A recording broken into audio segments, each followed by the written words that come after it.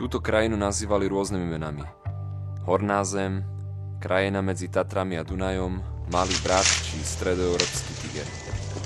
Udialo sa tu už všeličo. Existuje mnoho definícií štátu.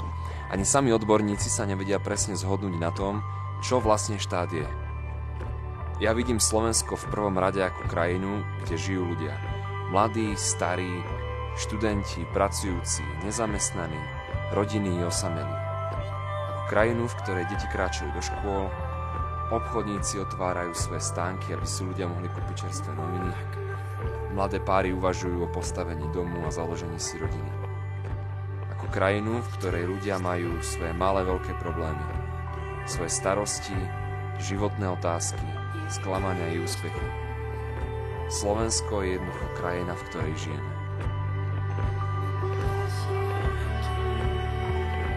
Zamýšľali ste sa niekedy nad tým, ako je možné, že taký komplikovaný a zložitý systém ako štát funguje? Ráno vstanete, prídete na zastávku, pristaví vám autobus, ktorý vás zoberie do práce, kde zarábate peniaze. Po práci prídete do obchodu a v regáloch nakúpite čerstvé potraviny. Večer zájdete do kina a budú tam dávať váš obľúbený film.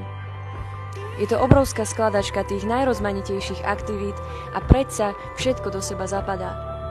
Príde nám to také prirodzené a samozrejme, že si to ani neuvedomujeme.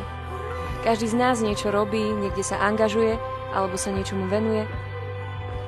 Niekde vo vnútri, ako si cítime, že sme súčasťou tejto spoločnosti, že za túto krajinu nesieme zodpovednosť, že sú to aj naše kroky, naše rozhodnutia a naše aktivity, ktoré menia tvár tejto krajiny.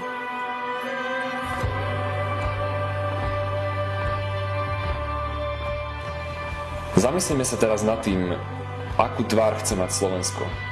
Aký život v nej bude odzrkadľovať tá tvár. Bude to vyrovnaný, úspešný a pokojný život? Alebo si radšej necháme vriť vrásky prázdneho konzumu, povrchných manželstiev, povrchných vzťahov, rozbitých rodín? Budú to vrásky bezbrehej korupcie v každom odvetví? Vrásky znevýhodneného a neobyvateľného životného prostredia pre budúce generácie? Je toho príliš veľa. Ako bude vyzerať naša tvár o 30-40 rokov?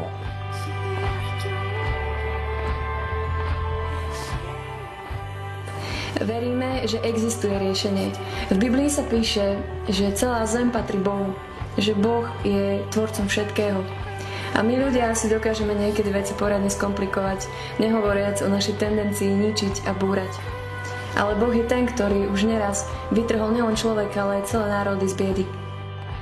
Je to Boh, ktorý dáva prosperitu a sociálnu spravodlivosť, ktorý vnáša nádej do spoločnosti, ktorý dokáže premieňať vzťahy nenávisti a neodpustenia na vzťahy lásky, úcty, rešpektu.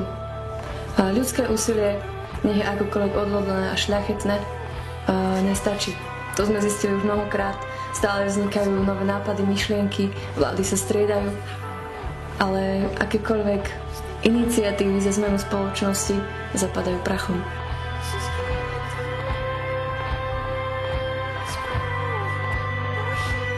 Poďme sa modliť za Slovensko. Poďme volať k Bohu a na Boha. Modlitba je prostriedok, ako to môžeme spraviť. A prosím, neberte modlitbu iba ako nejakú náboženskú formulku alebo nejaké magické zaklinadlo. Chceme ďalej len čakať a prizerať sa tomu, čo bude so Slovenskom? Začneme sa modliť. Projekt Tvoja vec stavia na myšlienky, že keď sa budeme každý deň my, ľudia žijúci v tejto krajine, modliť 5 minút za Slovensko, nastane zmena k lepšiemu, pretože Boh sa prizná k svojim ľuďom a začne vecami hýbať. A my chceme vidieť zmenu.